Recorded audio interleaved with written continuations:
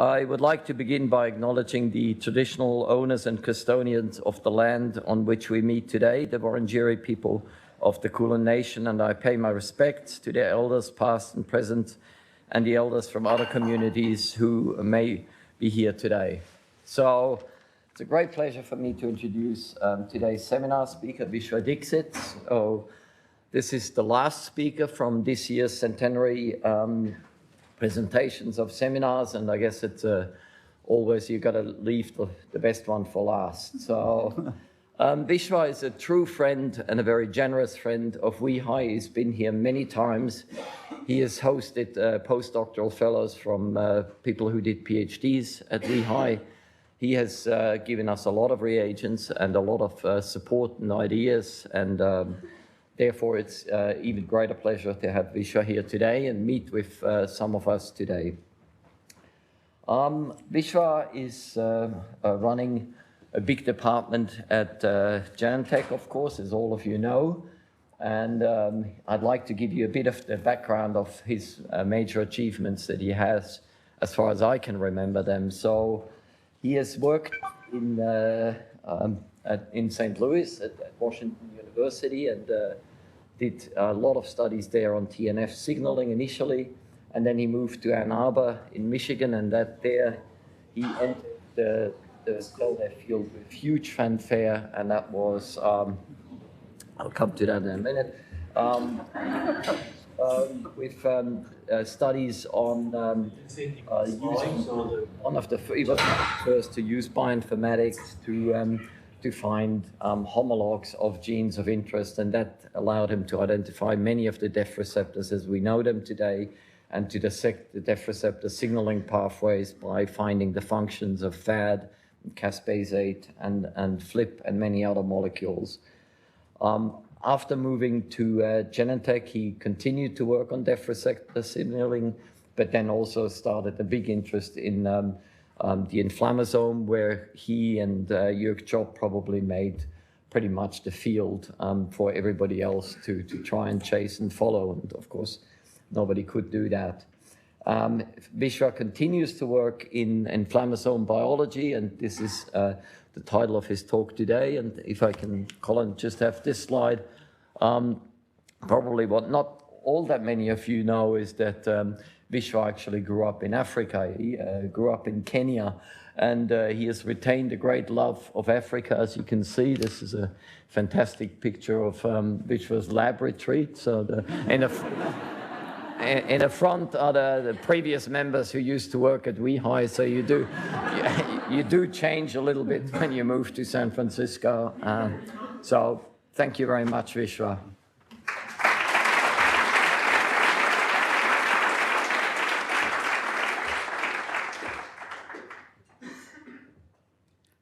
Thanks a lot, Andreas, for that very generous introduction.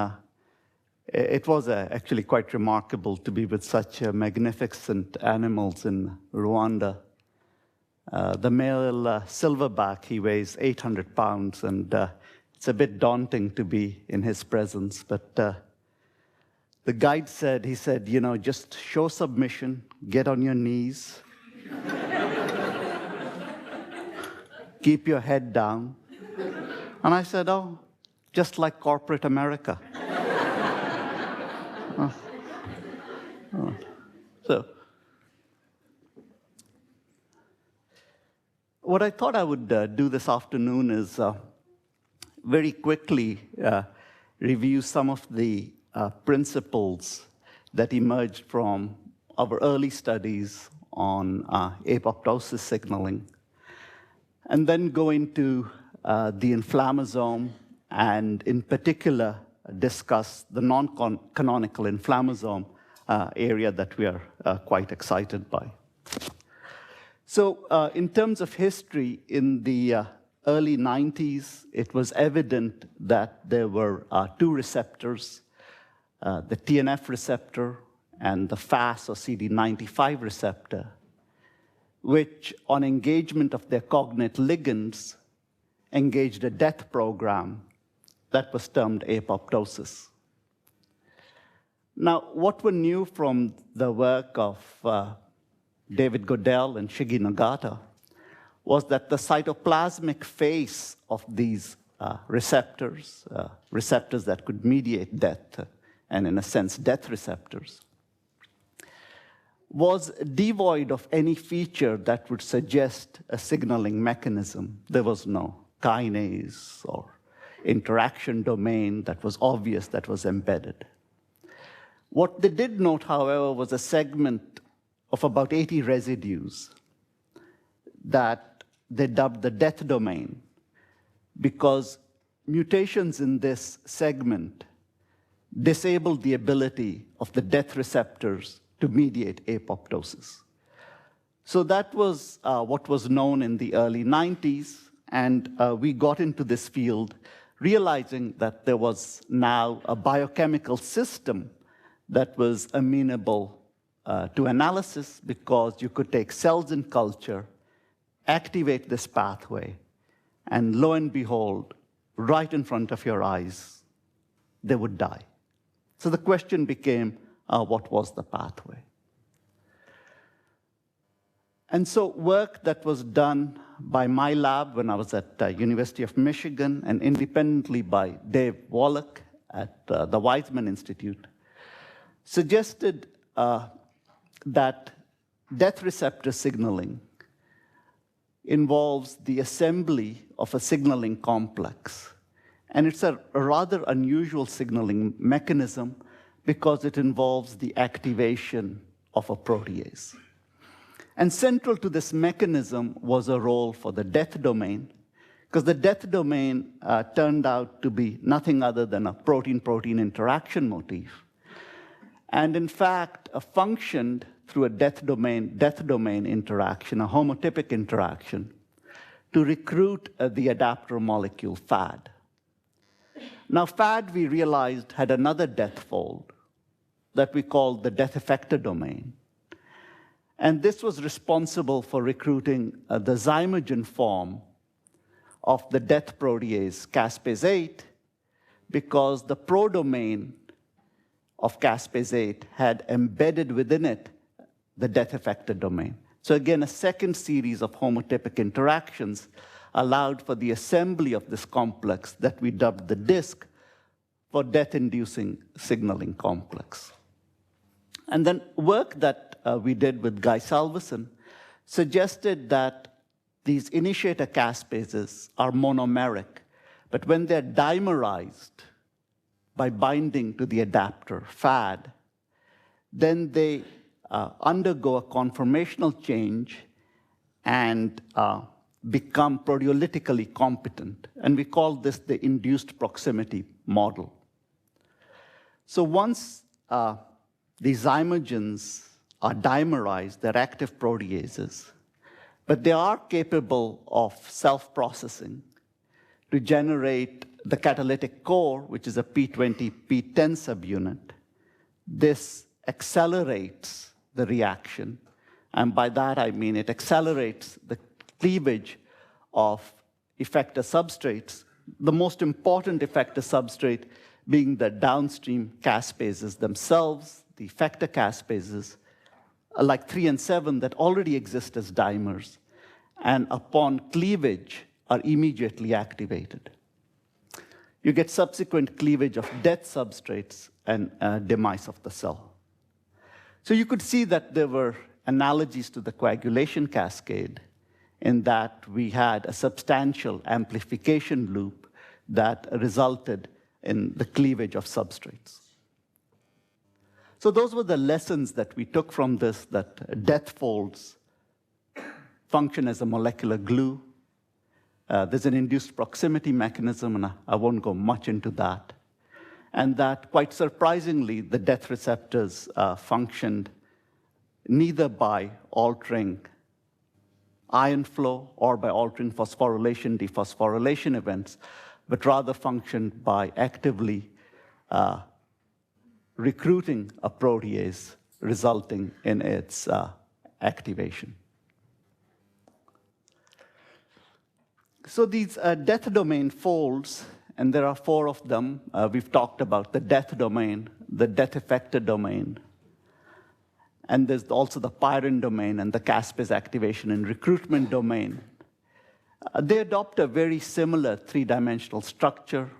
It's this 6-helical Greek key topology. Yet they show great specificity in binding. And that appears to be due to electrostatic interactions and a certain complementarity that exists between interacting death folds. So if you look at the card domain in APAF, which binds quite specifically to the card domain in caspase 9, you can begin to appreciate this charge complementarity that is responsible for this interaction. So it's really that dictates specificity.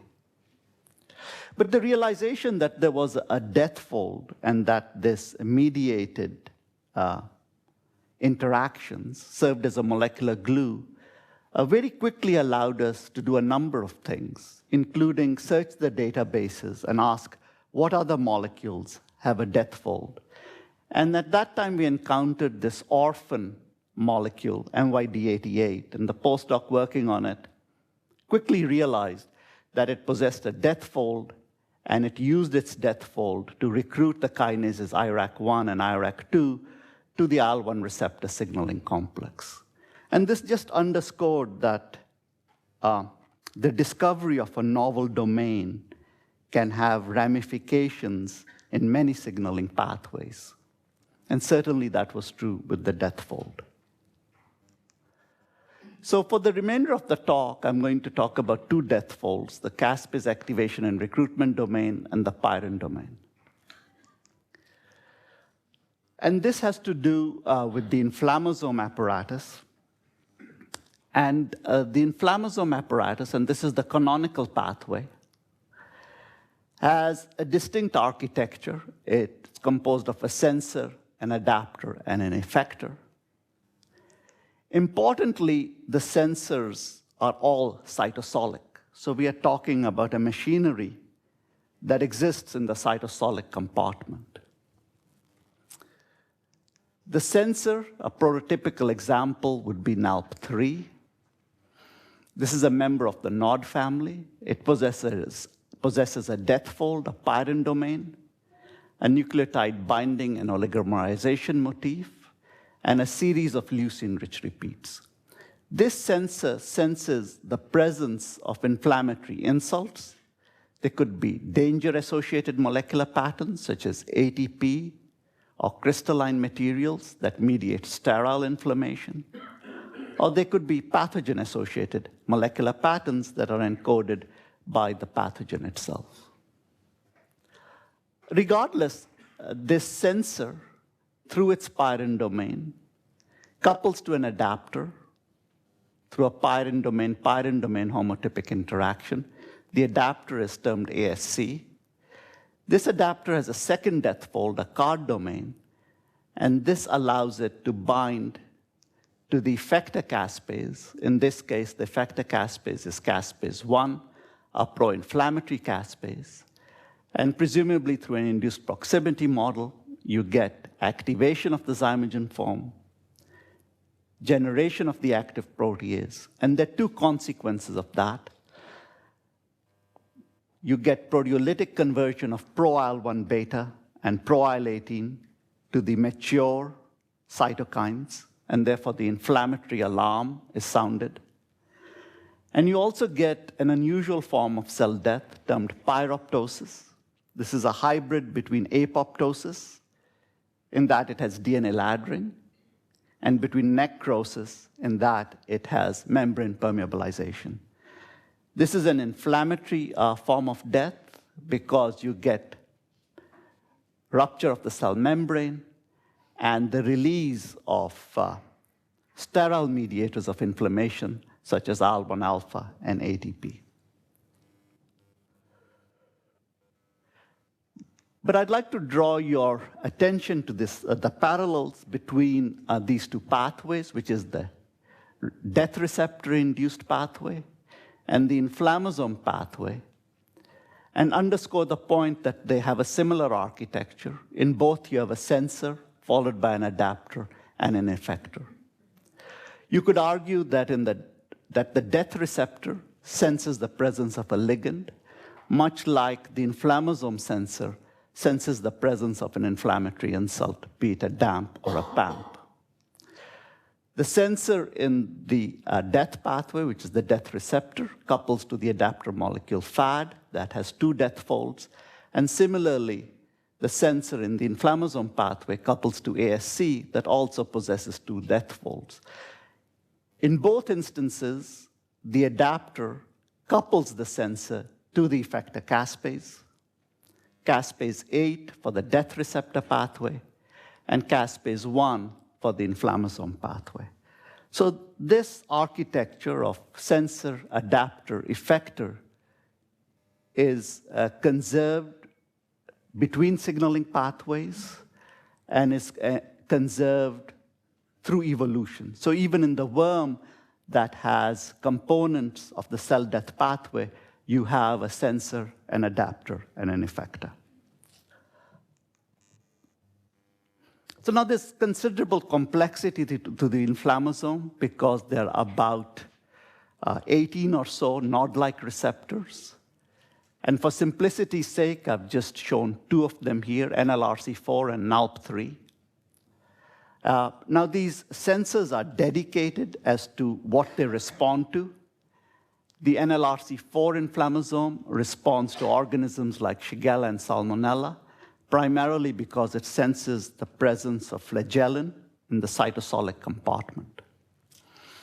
The NALP3 inflammasome we already discussed. It responds to ATP. ATP binds the purinergic receptor P2X7, leads to a potassium efflux, and this seems to be sensed by this inflammasome. Now, not all inflammasome sensors are members of the NOD family. There's an exception here, which is the AIM2 inflammasome. This responds to the presence of cytosolic DNA, so that AIM2 has a DNA binding domain termed a HIN domain that engages cytosolic DNA, and has a death fold termed the pyrin domain that engages the rest of the inflammasome machinery. But the principle is the same again, is that there is a simple architectural basis for the assembly of these complexes, in that the sensor, once it's activated, binds to ASC, the adapter, which recruits caspase 1, and its activation then leads to the cleavage of pro-IL-1 beta and pro-IL-18, and this pyroptotic form of cell death. So I thought I would maybe bring this to life with showing you a movie, which is a Francisella-induced pyroptosis. And Francisella is an obligate intracellular pathogen. It gains entry into macrophages. It's presumably through an endocytic mechanism. And once it's internalized, it is found in a phagocytic vacuole. And it breaks out of this vacuole because for replication, it has to gain access to the cytosolic compartment. Now, once in the cytosolic compartment, a number of organisms die and release their DNA. Now, this DNA is sensed as foreign because the AIM2 inflammasome is going to bind to it. So the DNA binding domain, the HIN domain of the AIM2 inflammasome, will bind to the released DNA. What is left, though, is the pyrin domain that will now engage the downstream adapter molecule ASC through a pyrin domain interaction. So that is shown here. And once that happens, you get dimer formation at the very least, probably higher order oligomeric species. But this free card domain in ASC will now recruit caspase 1 through a card domain interaction. And once that happens, you get activation of caspase 1 through an induced proximity mechanism. So once you get cleavage of caspase 1 and its subsequent activation, it can then go on to cleave its substrates, pro-IL-1 beta and pro-IL-18.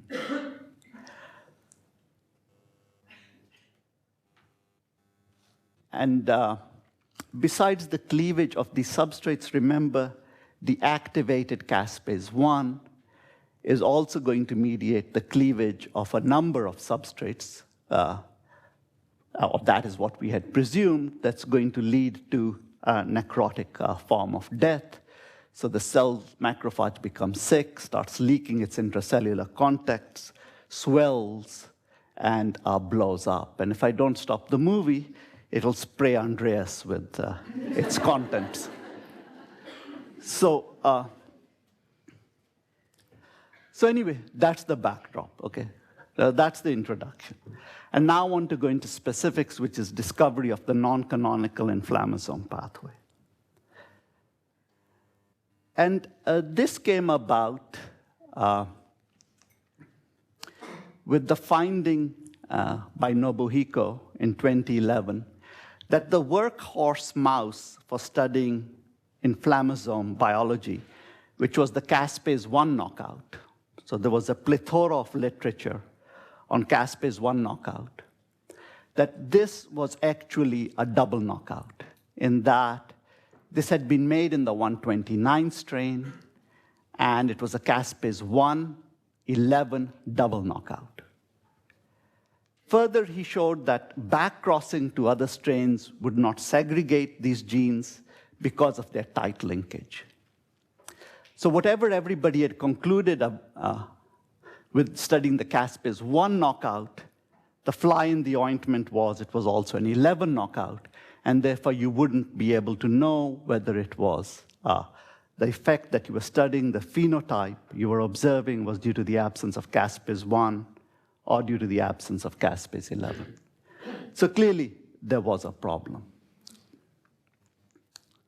Now, undeterred, he made a pure caspase 11 knockout in the black 6 strain.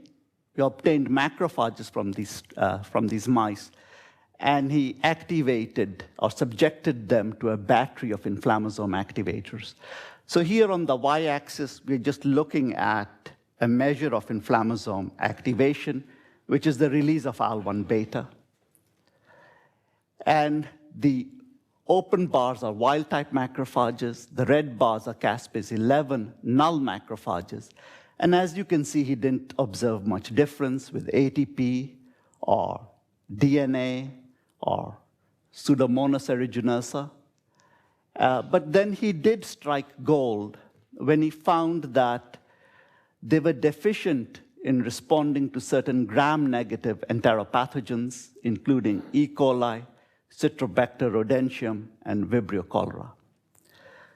Because of this dependence on caspase 11, he called this the non-canonical inflammasome pathway. So the sort of the sine qua non of the non-canonical pathway is the involvement of caspase 11. So it was responding to the presence of gram-negative enteropathogens. So at this time, we talked to a collaborator, and he said, well, hold on. This pathway is responding to gram-negative organisms. Could it be responding to LPS? And this was, remember, 2011, when the seminal work on LPS and its the basis for cells sensing it had been rewarded with a Nobel Prize. So we thought, well, maybe that's true. So let's look at what the Nobel Prize literature says.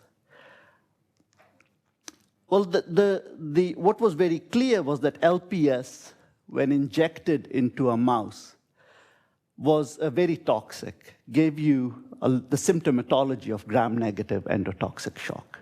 And indeed, if you look at percentage survival as a function of time in hours, if you inject with LPS, all the wild-type mice will promptly drop dead before the day is out.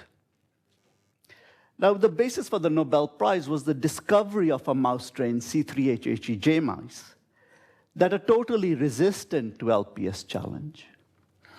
And a positional cloning of the locus by Beutler and his colleagues revealed the presence of TLR4, toll-like receptor 4.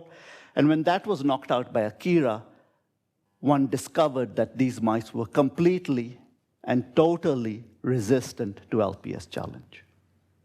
So that's quite a difference. And from this, we concluded the following, which is probably being taught as we speak across the road at the medical school, which is that when organisms are challenged with LPS, you get engagement of toll-like receptor 4. This leads to the engagement of pro-inflammatory signaling cascades like NF-kappa B and IRF3 and 7, a cytokine storm, and lethal septic shock. But a couple of years later, we challenged this dogma. And we found that, that non-canonical inflammasomes, or the non-canonical inflammasome pathway, was in fact activated by intracellular LPS. But this was independent of TLR4.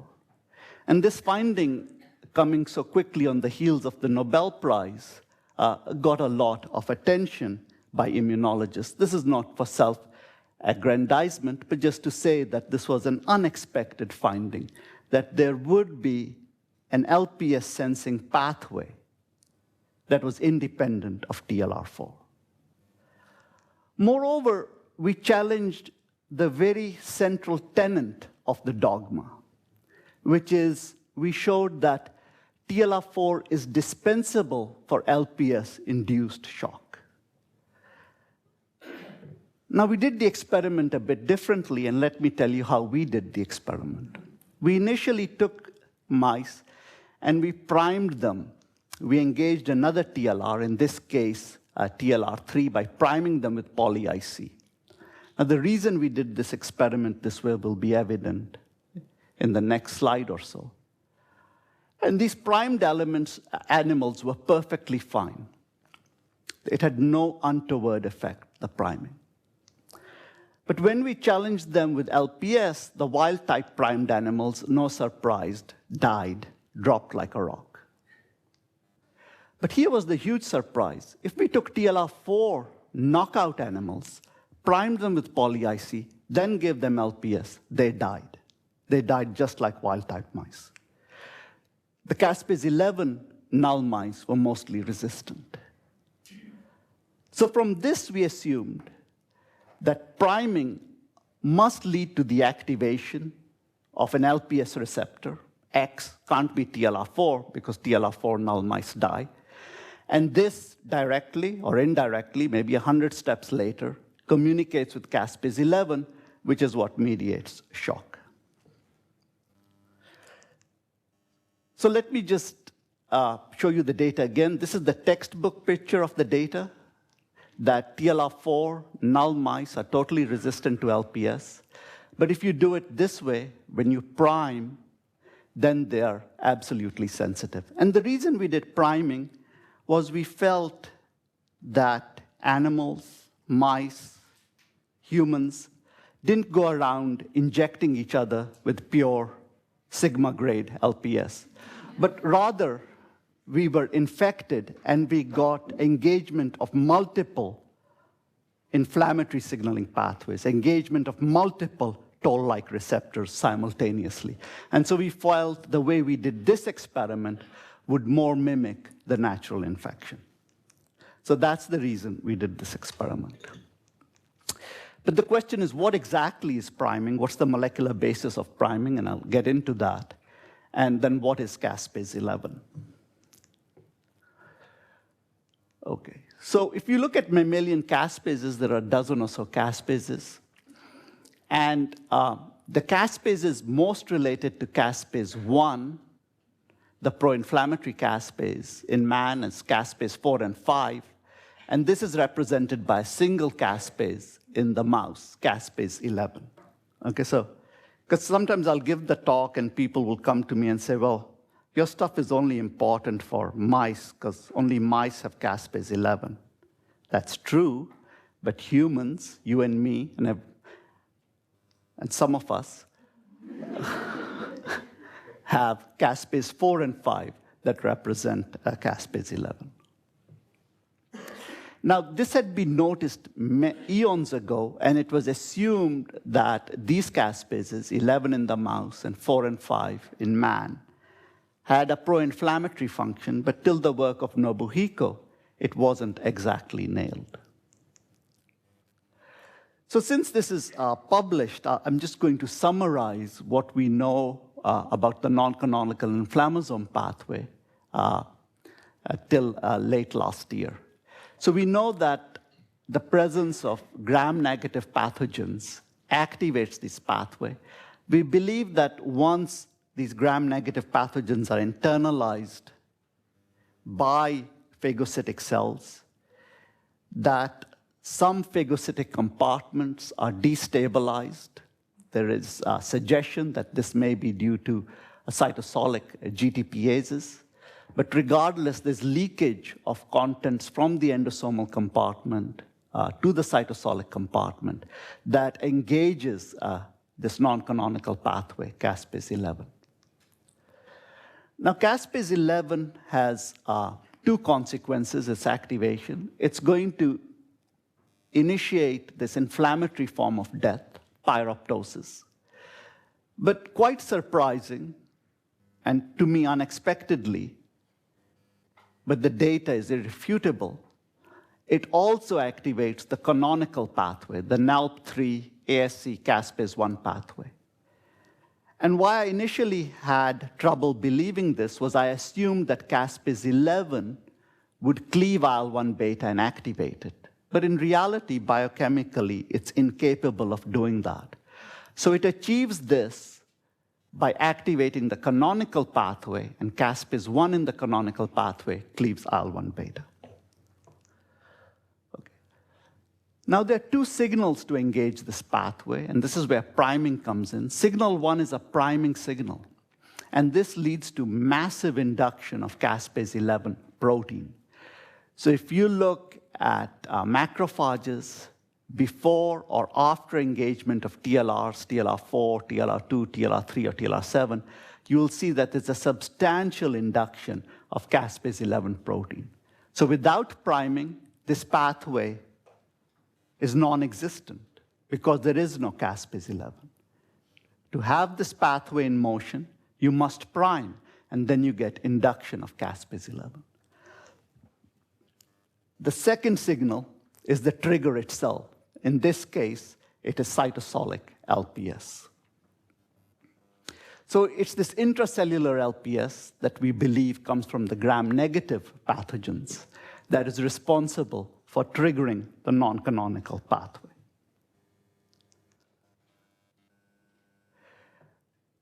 But when we look at the pathway, the non-canonical pathway, all we know is that caspase 11 is a centrally important component, and its response to LPS. But we don't know, going to my introduction, what is the sensor, the adapter, or the substrate. So in order to address that question, we threw everything in the kitchen sink at it. And we got initial data from an ENU mutagenesis screen that we did with phenomics. And so this sort of screen is probably known to many of you here, but essentially mice are mutagenized with this carcinogen, pedigrees are obtained, and in our case, each of those pedigrees was interrogated. We simply isolated macrophages from these pedigrees and challenged them with cytosolic LPS to engage the non-canonical pathway, and Clostridium difficile B to engage the canonical pathway. And what we were hoping for was a pedigree that did not respond to cytosolic LPS, therefore was defective in the non-canonical pathway, but did respond to Clostridium difficile B, therefore had an intact canonical pathway. And we struck gold with that screen. So this is the screen results itself. We are looking at inflammasome activation as read out by IL-1 beta. And if you look at the vast majority of the pedigrees, when you activate the non-canonical pathway with LPS, you have a robust response. You don't have a robust response if you knock out caspase 11, because that is what drives the pathway. And you don't have a robust response when you look at this pedigree, ENUB11, that responds just fine when you engage the canonical pathway. So we knew we had something of importance. Now, exome sequencing identified 39 nucleotide variants, 17 of which were damaging deleterious. Intercrossing narrowed it down to 1, and it turned out to be Gasdermin D. Now, I should say, unbeknownst to us, Feng Shao carried out a parallel screen, but he was using CRISPR technology, but basically reached similar conclusions. So I'd never heard of Gasdermin D. And so what is it? Still don't know, but it's a member of a family, a Gasdermin family. It contains this ill-characterized domain, which the bioinformaticists say is singularly uninformative. It contains no obvious signal sequence or transmembrane segment, and a function unknown, really no published report of significance. But the B11 strain did have a mutation, and isoleucine 1 of 5 had been mutated to an asparagine. So the question was, is it Gasdermin D? After all, this data arose from an ENU mutagenesis screen. So we very quickly knocked it out. Now, before I go to the knockout, I would just say that an initial concern of ours was that maybe we've just screwed up priming. That in this mouse strain, for whatever reason, priming is at fault, and that's why we are not getting responsiveness. For some reason, we're not inducing caspase 11. So I'll just remind you again, what priming is. If you look at wild-type macrophages, you engage inflammatory TLR, TLR2 in this case, and you see the induction of procaspase 11 protein. You actually see induction of other inflammasome components, in this case in the canonical pathway, such as NALP3, pro-IL-1 beta. And Gasdermin D does not seem to change, so priming does not seem to affect its levels. Now, when we did the same experiment with the B11 mouse, the mutant mouse, priming was quite robust, and Gasdermin D levels were also unchanged. And what this said to us, more importantly, that the mutation, the isoleucine 105 asparagine mutation, must impair function as the level of Gasdermin protein was normal. Okay, so now with the knockouts, we quickly obtained 2 different strains of knockout, shown here in these shades of red. And we asked if they were deficient in engagement of the non-canonical pathway. So here again, we are measuring the inflammasome activation by measuring IL-1 beta. And this is in response to LPS or lipid A, or canonical activators such as Clostridium difficile B or ATP. Now, the open bars are wild-type macrophages. The black bars are caspase null macrophages. So clearly, you can see here that the caspase 11 null macrophages, as expected, do not respond to inducers of the non-canonical pathway, LPS and lipid A. But just as unresponsive are the 2 GSDMD knockout strains. And all of these respond just fine to canonical pathway activators. So we could look at cell death instead of IL-1 beta release, and similarly, the cell death in Gasdermin D knockouts in response to LPS or lipid A mirrored what one would see with the caspase 11 knockouts. But there was no difference in death in the canonical pathway. So from this, we concluded that Gasdermin is essential for non-canonical inflammasome signaling. But this then begs the question of where does this fit? Is Gasdermin D a sensor, an adapter, or a substrate? It's absolutely required, but where does it fit? Turns out, surprisingly, that it's a substrate. And this is a blot for Gasdermin D, and we'll just go through it. Wild-type macrophages, caspase 11 null macrophages. This is the band that we see that disappears in the 2 Gasdermin D knockout strains, so we are quite confident that that is Gasdermin D. Now, when we expose these macrophages to LPS, we observe that the full-length Gasdermin D protein declines in abundance. Concomitant with that is the appearance of a P30 fragment that does not happen in caspase 11 null macrophages. We went on biochemically to show that caspase 11 does process recombinant Gasdermin D. We mapped the cleavage sites to a caspase cleavage consensus and aspartate at 276 and glycine at 277. But a lot of things get cleaved, a lot of things get degraded during death. How important is this cleavage for the non-canonical pathway? Turns out to be centrally important because we can do a rather simple experiment where we take Gasdermin D null macrophages and reconstitute them either with wild-type Gasdermin D that can be cleaved or with the caspase site mutant Gasdermin D, aspartate 276 to alanine that cannot be cleaved. And the data are quite clear. If you reconstitute with wild-type Gasdermin D, you reconstitute response to LPS, the non-canonical pathway is intact. If you reconstitute with the cleavage mutant, then the pathway is completely off.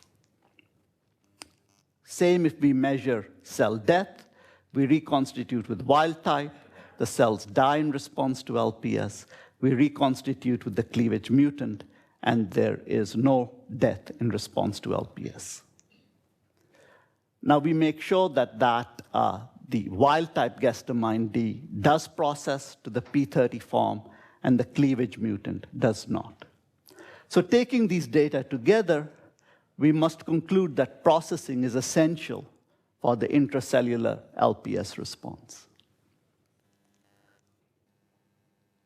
So what is the cause of this death? Indeed.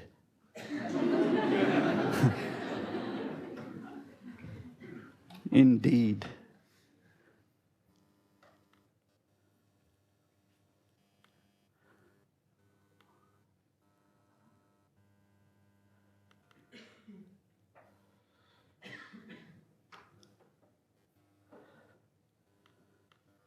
How am I doing for time, Andreas? 10 minutes and then 5 minutes question.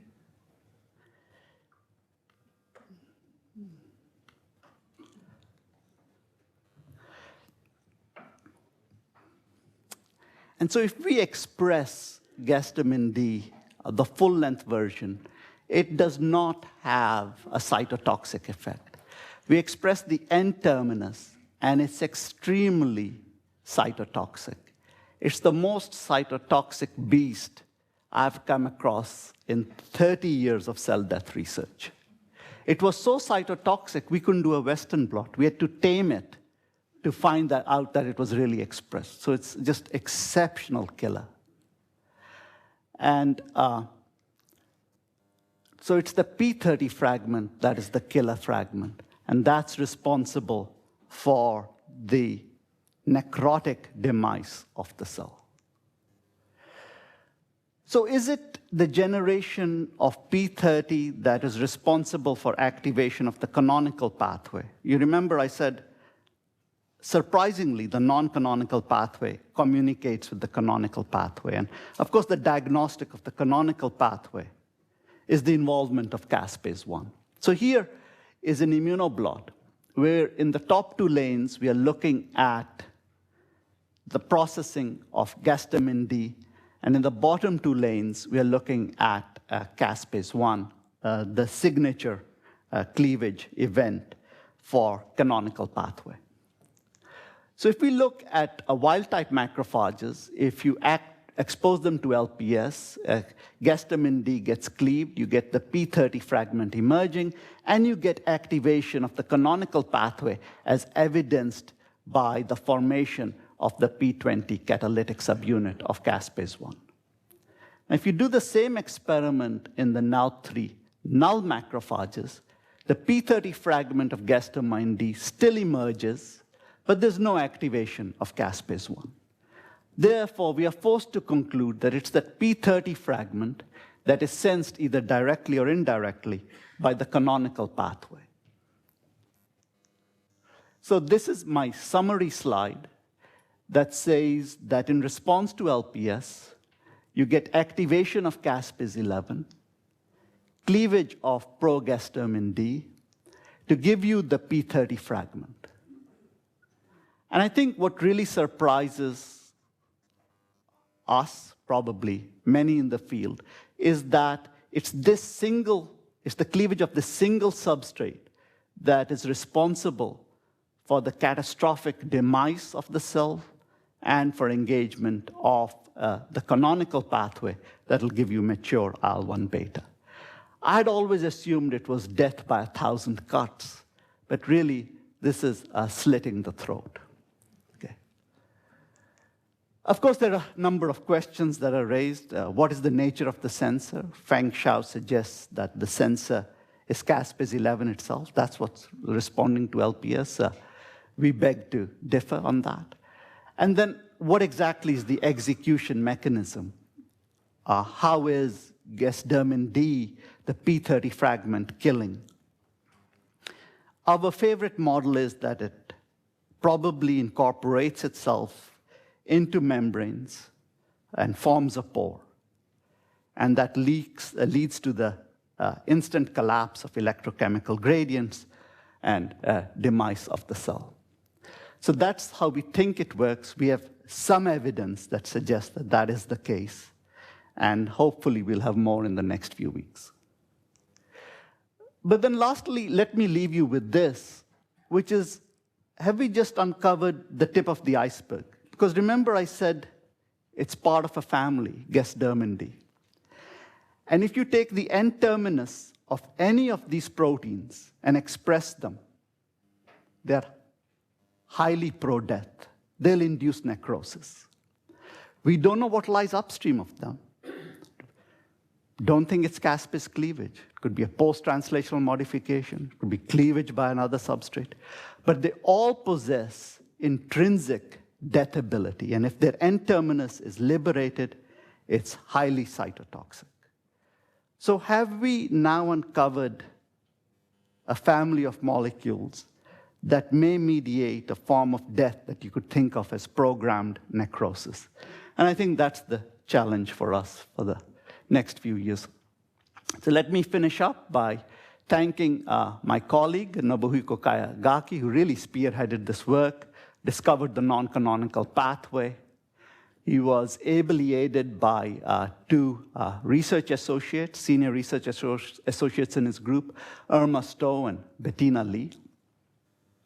This was a very fruitful collaboration with Ed Bertram's group at ANU in Canberra, and Chris Goodnow, who's presently at the Garvan in Sydney, and work I didn't have time to get into, which was the enzymatic characterization of caspase-11, was done with another old friend and collaborator of mine, Guy Salveson at the Burnham. So with that, I'll end and be happy to take questions.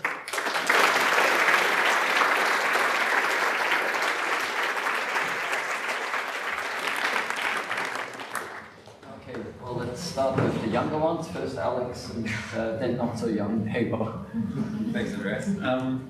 So I'm interested if you've identified any pathogens that express proteins that inhibit Gasdermin D or the other family members, not cell proteins that inhibit activity of the non-canonical pathway. Yeah. Is that right? Yeah. You know, I suspect they'll be there and they'll happen. You know, we discovered a protein-protein interaction domain termed the RIM domain many years ago. And I always thought it would be the subject of some sort of regulation by pathogens. And then Jacqueline came and gave us a talk at Genentech and showed quite beautifully that they're virulence factor encoded proteases that cleave that. I suspect that with time, we'll find other virulence factors may well modify this pathway. Jacqueline, you heard from me here, so I got dibs on this pathway. Don't you be working on it. There you go. Can any other caspases cleave Gasdermin, and if not, why not? Excellent question. I'll give you the $10 later, Dable. But, US dollars. where is my, what did I do? Oh, here. All right, all right. Oh, how did this come about? All right. Okay, so Dave's question, will any other caspase cleave it? And you know what? Caspase 1, the caspase of the canonical pathway cleaves it. The reason we know this is when we went into the literature. This is what you love about proteomics. They publish these lists. You know, here is caspase 1 substrates. It goes from here all the way down to the ground floor over there. But, so many substrates. One of them is Gasdermin D. Right. This is Jim Wells. Like yikes. And in fact, Gasdermin D is cleaved by caspase 1. And I didn't want to get into this because it may confuse people, but just for you, Davo. If we activate the canonical pathway, and remember we activate the canonical pathway with ATP, then in wild-type macrophages, you see P30, activation of canonical pathway, but not in caspase 1 null macrophages. Looks pretty good. But it seems in our hands that this, while it is a physiological substrate of caspase 1, it plays only a partial role. And the reason for that is we do careful time courses, and if you look at the non-canonical pathway, death in the non-canonical pathway is a function of time, the Gasdermin D knockouts are superimposable with the caspase 11 knockouts. However, if you do the same experiment in the canonical pathway, now you look at the caspase 1 knockout, and you look at the Gasdermin D knockouts, and you'll see at later time points, the Gasdermin D knockouts die, presumably due to cleavage of another substrate. So we think it plays a role in the canonical pathway, but only at early time points. And we wouldn't have gotten it from our ANU screen if it had been otherwise. So our present is that caspase 1 cleaves Gasdermin D, but probably cleaves another substrate that we're just knocking out, and hopefully we'll confirm soon. And it's that combined effect of these that leads to death. Downstream of caspase 1, couldn't it be that caspase 1 activates caspase 3 and 7 and then just kind of brings in the downstream stage of the classical apoptotic pathway? It could be, but we discounted that with the knockouts. So you made triple knockouts where Gasdermin D was missing and caspase 3 and 7? Yes, exactly. You said that it's integrating into the membrane. Is it integrating into any membrane or just into the plasma membrane? I think if you do the localization of P30, it's in the plasma membrane, and we can incorporate it into liposomes quite easily. Jerry. Vishwa, have you found any biological situations in which these other Gasdermin family members are cleaved? No, I think that's I mean, we have many thoughts on how to approach that question. But it'll be important, just to rephrase your question, to identify situations, tissues, or cell lines in which it is cleaved, and then the upstream pathway that regulates that. I think that's a challenge, and it's a surmountable challenge, but it's a challenge nonetheless. Vishva, what about this 4 and 5? They'll do the exact same. They'll do exactly the same. And what about Brucoderia thailandensis? You seem very fond of that bug. Which one? Brucoderia thailandensis. See, I'm not, because I can't pronounce it. You know, yeah, but our collaborators study it, and we've sent them the mice. Yeah, all right. I'm interested in your ANU mutant Gasdermin protein. So that mutation was in the P30 fragment. Does it affect the effector function of the protein? Is it able to be cleaved still, that mutant? So very important question, and I took out those slides. So what does the mutation do? And I said, I'll bet you $1,000, Nobuhiko. What the mutation does is it prevents cleavage of Gasdermin D to the P30 form. No, it's just as efficiently cleaved. P30 is just as efficiently generated. And therefore, you know, more biochemical studies along the line of these liposomal reconstitution studies will be needed to dissect the defect.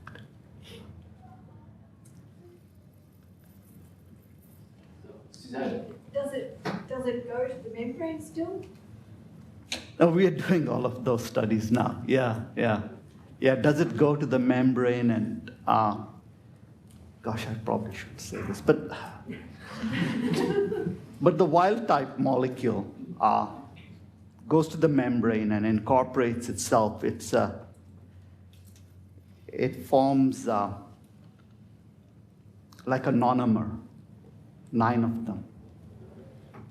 On Wednesday, we do the negative staining for EM. If that works, we're going to do cryo-EM structure. I'm so excited.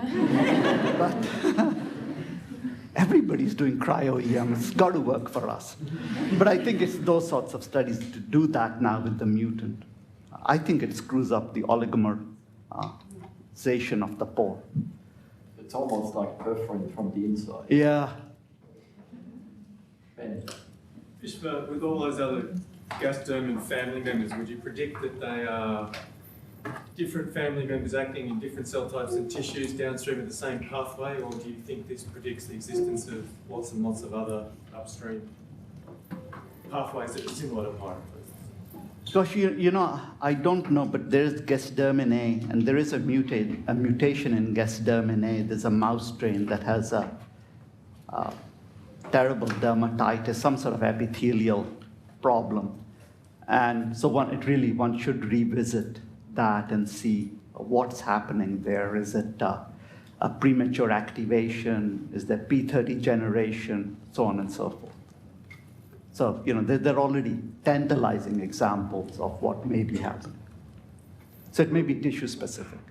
Are there mutations in humans that affect disease In humans? Gosh, no, I'd be jumping through the roof if there were. No, we've looked, but no, I don't know. There may be polymorphisms, you know. I don't know if you've looked that carefully, you know. What about invertebrates? Do flies have Gasdermins and use them for defense against pathogens? No, they don't. Flies don't, but and only mammals have Gasdermin D. But caspase 1 is also found in zebrafish, right? So, and it doesn't have Gasdermin D. This is found in zebrafish. So. Or maybe zebrafish caspase 1 can cleave. Suzanne, one last question. Vishva, what's the relationship between the lysis produced by Gasdermin D and the IL-1 beta production? Is the lysis necessary for the IL-1 beta to get out? If you put these two Yeah, pathways no, together. it's an excellent question, Suzanne, and it's surprisingly contentious. And I think it may be that in macrophages, our viewpoint, at least today, is that you need lysis for release. Because if you look at the Gasdermin D knockouts, you're getting IL-1 beta processing, but it's not being released. But that may not be universally true for other cell types. Okay, well, it remains to thank Vishwa for an outstanding presentation.